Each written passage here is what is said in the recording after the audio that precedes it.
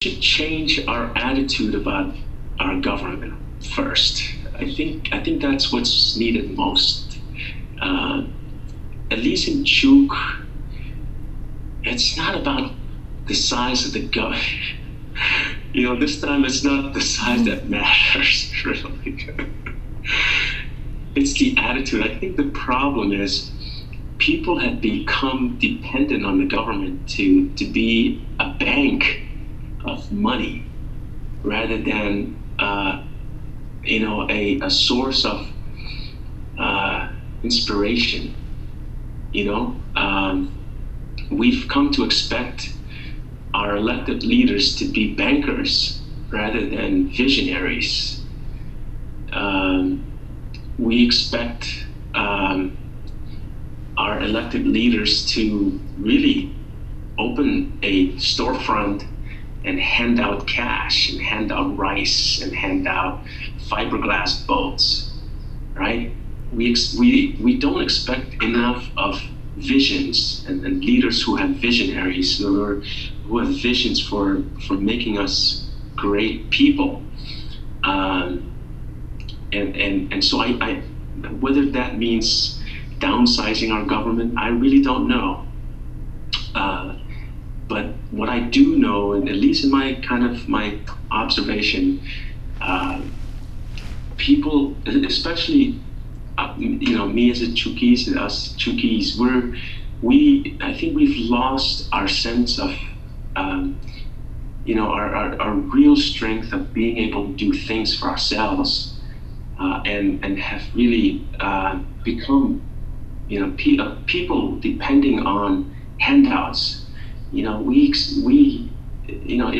really, I think we've really messed up democracy, because we've identified it as kind of a bank of money, and of course we continue to elect and expect these politicians to be bankers. So I can't really blame them too much, although they're as culpable as the rest of us because they're not helping. But so the short end of it, I don't think it's about reducing the size of the government. I think it's about expanding our own understanding of what democracy is, and really fulfilling the true nature of democracy, us as people, and elect people into office who understand that we need to all break this cycle of dependency on government, and really begin to own government as truly ourselves. Because after all, isn't that what democracy is? It's right. Yeah. Government is us. Government, right? You guys are doing a great thing of being the fourth branch. We are all part of this thing.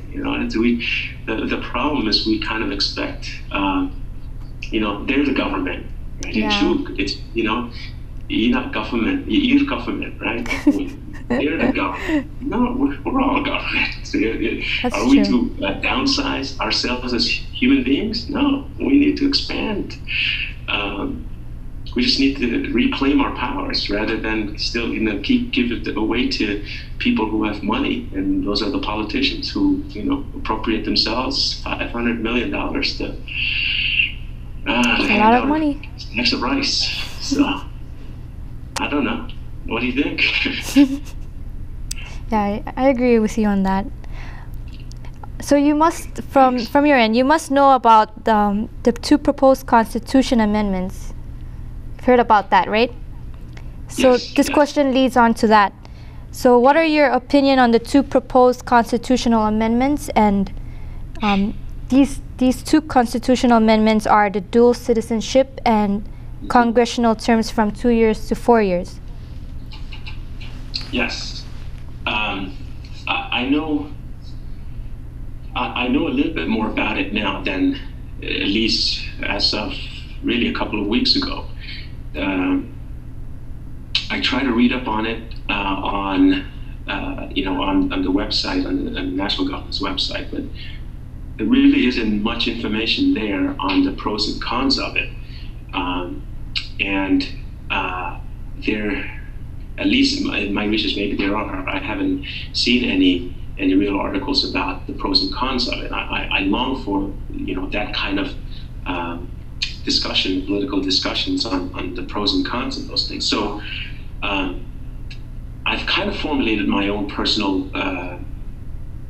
views on them. I do support both of them. At least based on the information that I have at this moment. I do support dual citizenship because it seems to be about enabling FSM citizens to to be citizens of other countries if they choose to. They don't have to, but it gives them that freedom to do so. If it means helping their kids and helping their own kids who may be born in Guam or in the States, in the case of my own kids, to have the same rights as I do in my own country. And the expansion of the 2-year to 4-year terms of Congress, I think it's also a good idea. Not their financial ramification, it seems, what the nation can save by not having too many elections. But I think it also 4 years seems to be a good kind of a better amount of time for a leader to really vision and begin to implement visions for helping their people. 2 years is really it's not enough. Yeah. Politicians start up. The first year they're starting to do things, and then the second year they're campaigning, right? So what we end up with is basically mediocre leaders who spend 1 year saying what they're going to do, and then the next year they're implementing ways to get elected. In other words, they're campaigning. So maybe having 2 more years in between those two, we could get some substance. Who knows? But that's what I think. Okay. So moving on to the next question. Okay. Do you think our FSM national government as a whole should overhaul the tax system at this time? Well, I have to be honest, I don't know enough about the tax codes and the tax system in our nation to comment on this. So unfortunately, I'm going to have to rely on other people to answer that question for us. Okay. Because I truly don't know enough about that. Okay, that's fine. Okay, so moving on to the next question. This is more, the last few questions are more focused on Chuk's education. And this question, and this person says, we know that the Chuk educational system needs an urgent reform. We also know that you are an educator and the founder of a lot of student activities in Chuk. With these understandings, the need to improve the educational system quickly, if offered the director of Department of Education in Chuk, would you accept that?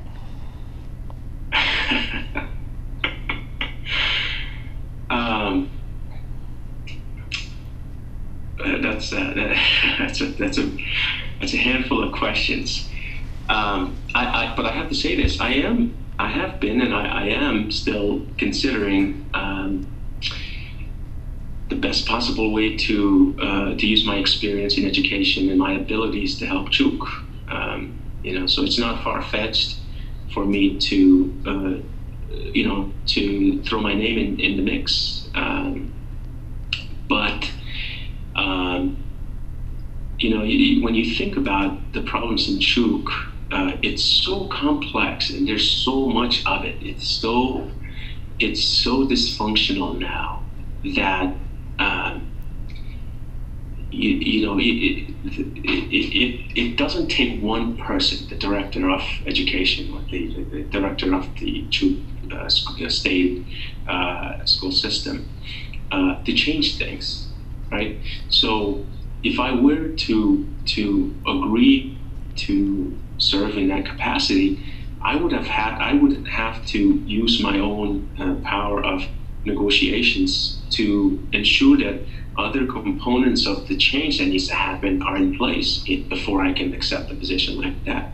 Because I think it's one thing to expect one person in that office to change things. It's another for everyone else to step up and do what it needs to happen to change, right? Teachers need to have an attitudinal adjustment about their profession. Parents need to understand their role in the educational endeavors of their kids. The legislatures have to understand how they're impending or they're impeding educational reform, by being territorial about what kind of resources are allocated to their own kid or to their own areas. Mm-hmm. The office of the governor needs to understand, how they're, meddling in politics affect schools to school administrators to lead, right? So all of these different elements of change have to be in place if I, for me to accept the position, or at least to consider it. But it's not far-fetched. I'm not sure that my my experience right now speaks truly to that position. But I think I can. I think I have a lot to offer that I can offer to people. But we'll see. We'll see what happens. Okay, another question on Chuk's education. As a product of Chuk's education system, what are your immediate thoughts on the status of the schools in Chuk today? Well, I think I've kind of related a little bit about it, but